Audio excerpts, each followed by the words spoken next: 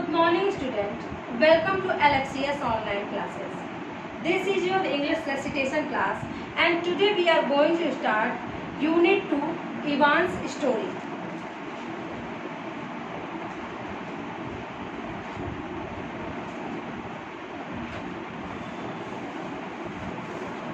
Student, before starting chapter Ivan's story,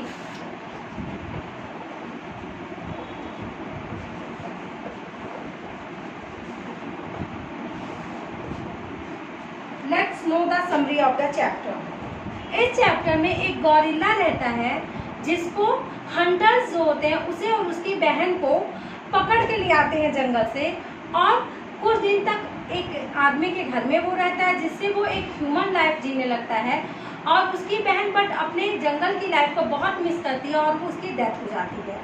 but वो गौरिल्ला survive करता है जिसका नाम क्या रहता है, इवान। वो सर्वाइव करता है और बड़ा हो जाता है। बड़ा होने के बाद उसे एक मॉल में रख दिया जाता है जिससे आने जाने वाले लोग उसे देखते हैं। वो बताता है कि किस तरह से उसकी लाइफ जंगल में बहुत चीयरफुल थी, वो अपने फादर के साथ घूमता था, और किस तरह से वो लोग उसका नाम मड पड़ा था, उसका नाम मड था। और किस तरह क्यों पड़ा था, क्योंकि वो मड की सहायता से अलग अलग तरह की फिगर्स बनाता था, पिक्चर्स बनाता था, इसलिए उनकी मम्मी पापा ने उसका नाम क्या रख दिया, मड रख दिया। और जब उसको हंटर्स पकड़ के लाते हैं तो किस तरह से उसकी लाइफ पूरी तरह से फॉरेस्ट लाइफ से और ह्यूमन लाइफ में पूरी तरह से चेंज आ जाता है। बट वो किस तरह से सर्वाइव करता है अपने न्यू लाइफ में, इसके बारे में इस चैप्टर में बताया गया है। Ivan is a gorilla who live in a cage at a mall. Ivan कौन है, एक गौरिल्ला है जो एक केज मतलब पिंजड़े में रहता है, मॉल के एक पिंजड़े में रहता है। He has spent 27 years either living in a human house or at the mall. उसने अपने जीवन के 27 साल को या तो मॉल में गुजारा है या तो मनुष्य के घर में गुजारा है। The story told by Ivan is about how he has nearly forgotten his life in the wild. ये स्टोरी क्या बताता है कि किस तरह से इवान अपनी जंगली जीवन को, अपनी जंगली जो वाइल्ड लाइफ था उसको भूल चुका है। The book was inspired by the true story of Ivan, who lived in a similar situation for 27 years. जो ये कहानी बताई जा रही, जो ये है वो इंस्पायर है, प्रेरित है एक सच्ची घटना, इवान की सच्ची घटना से, कि वह किस तरह से अपनी लाइफ में सर्वाइव किया। The Gront.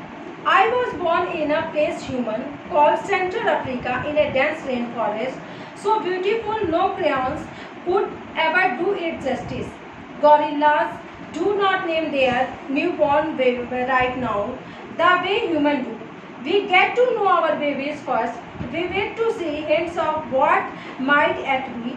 When they saw how much she loved to chase me around the forest, my parents decided on my twin sister name is Tag.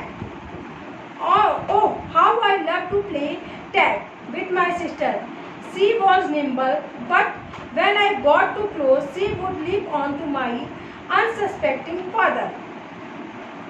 Then I would join her and we would bounce on his belly until he gave us the grunt, a sound that meant enough.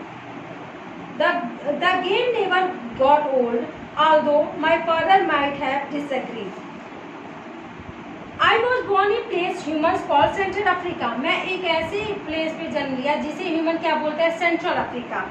In a dense rainforest, so beautiful no crayons could ever do it justice. एक घना जंगल था, dense rain forest था, जिसको crayons, किसी भी तरह के colours जो होते हैं उसको अगर जो ड्रॉ किया जाए तो वो उसके साथ जस्टिस नहीं कर सकते थे, कि वो इतना सुंदर घना जंगल था, उसको कोई भी कलाकार अपनी कला से प्रदर्शित नहीं कर सकता था। Gorilla do not name their newborn baby right away. जो गौरिल्ला होते हैं वो अपने नए बॉर्न बेबी को तुरंत नाम नहीं देते हैं, जिस तरह से हम ह्यूमन करते हैं, बेबी के बॉर्न होने के बाद नाम दे देते हैं, बट वो वेट करते हैं अपने न्यू बॉर्न बेबी के कि उन्हें क्या पसंद है, किस तरह के हैं, ये देखने का वेट करते हैं, फिर उन्हें वो नाम देते हैं। When they saw how much she loved to chase me around the forest, my parents decided on my twin sister named Tag. जब उन्होंने देखा कि एक गेम होता है टैग, जिसमें प्लेयर भागते हैं और एक दूसरे को पकड़ने की कोशिश करते हैं, तो मेरे पेरेंट्स देखा जो मेरी ट्विन सिस्टर है उसे टैग खेलना कितना पसंद है, तो उन्होंने उसका नाम क्या रख दिया, tag. Oh, how I love to play tag with my sister. Oh, मुझे कितना अच्छा लगता था मेरी बहन के साथ टैग खेलना। She was nimble but when I got to close she would leap on to my unsuspecting father. ये कैसी थी कि ये बहुत निम्बल थी, बहुत तेजी से भागती थी, लेकिन जब भी वो देखती थी कि मैं उसके क्लोज जा रहा हूँ, मैं उसे पकड़ लूंगा, तो पापा के पीछे छिप जाती थी। Then I would join her and we would bounce on his belly। तब मैं भी उसे ज्वाइन कर लेता था और हम दोनों उसके पेट पे कूद कूद के खेलते थे। Until he gave us the groan, a sound that meant enough। जब तक वो ये नहीं कह देते थे enough, खत्म, बस पर्याप्त है। The game never got old। यह खेल कभी भी पुराना नहीं हुआ। Although my father might have disagreed। यहाँ यद्यपि मेरे पापा इस खेल से डिसएग्री करते थे, फिर भी ये खेल पुराना नहीं हुआ था। Now student, your homework is read chapter 2